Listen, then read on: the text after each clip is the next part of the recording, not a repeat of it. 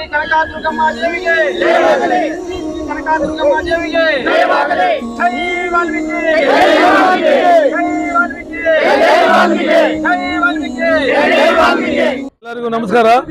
ನನ್ನ ಹೆಸರು ಹನುಮಂತಪ್ಪ, ಮಹಾನಗರ ಪಾಲಿಕೆ ಸದಸ್ಯರು.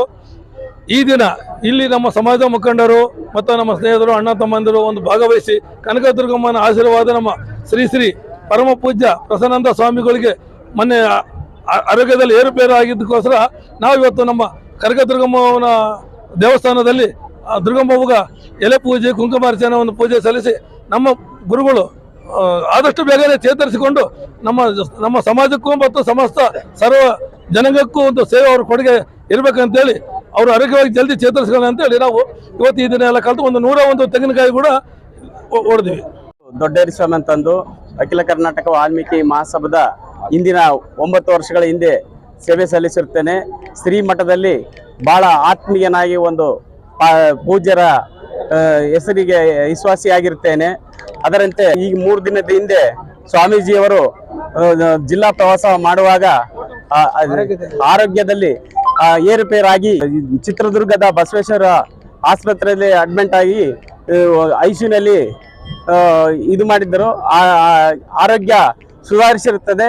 ಅದರಂತೆ ಈಗೆಲ್ಲರೂ ಸ್ವಾಮೀಜಿಯವರ ಇದಕ್ಕೆ ನಾವೆಲ್ಲರೂ ಕನಕದುರ್ಗಮ್ಮಕ್ಕೆ ಬಂದು ವಿಶೇಷ ಪೂಜೆ ಮಾಡಿ ಎಲ್ಲ ಮುಖಂಡರು, ಹಿರಿಯ ಮುಖಂಡರು ಮತ್ತೆ ಎಲ್ಲರೂ ಮುಖಂಡರು ಬಂದು ಸೇವೆ ಮಾಡಿ ಪೂಜೆ ಮಾಡಿಸಿ ನಾವು ಈ ದಿನ ಪೂಜ್ಯರಿಗೆ ಬೇಗ ಗುಣಮುಖಲಾಗಿ ಎಂದು, ಆರೋಗ್ಯದಲ್ಲಿ ಬೇಗ ಗುಣಮುಖಲಾಗಿ ಎಂದು ಕನಕದುರ್ಗಮ್ಮ ದೇವಿಯಲ್ಲಿ ದೇವಸ್ಥಾನದಲ್ಲಿ ಪ್ರಾರ್ಥನೆ ಸಲ್ಲಿಸುತ್ತೇವೆ.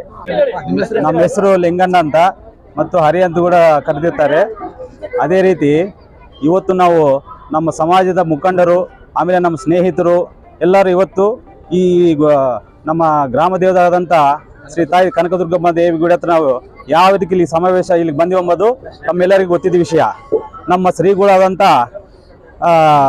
ಪ್ರಸನ್ನಾನಂದಪುರ ಸ್ವಾಮಿಗಳು ಅವ್ರಿಗೆ ಆರೋಗ್ಯದ ವಿಚಾರದ ಬೇರುಪೇರು ಬಂದಿದ್ದ ಕಾರಣ ಅವ್ರು ಶೀಘ್ರವೇ ಅವ್ರ ಆರೋಗ್ಯ ಚೇತರಿಸ್ಕೋಬೇಕಂತ ಗುಣಮುಖರಾಗಲಂತ ಈಗ ನಾವೆಲ್ಲರೂ ಸೇರಿ ಕನಕದುರ್ಗಮ್ಮ ದೇವಿ ತಾಯಿನ ನಾವೆಲ್ಲರೂ ಅವರ ಹೆಸರೇ ಆಕಳ ಪೂಜೆ ಮತ್ತು ಇದೆಲ್ಲ ಮಾಡಿ ಅವ್ರು ಶೀಘ್ರವೇ ಮತ್ತೆ ಮಠಕ್ಕೆ ಇದಾಗಿ ನಮ್ಮ ಸಾಮಾಜಿಕ ಸಮಸ್ತ ಜನಾಂಗಕ್ಕೆ ಅವ್ರ ಸೇವೆ ಸಲ್ಲಿಸಬೇಕಂತ ಈ ಸಂದರ್ಭದಲ್ಲಿ ನಾನು ಹೇಳಕ ಇಷ್ಟಪಡ್ತೀನಿ.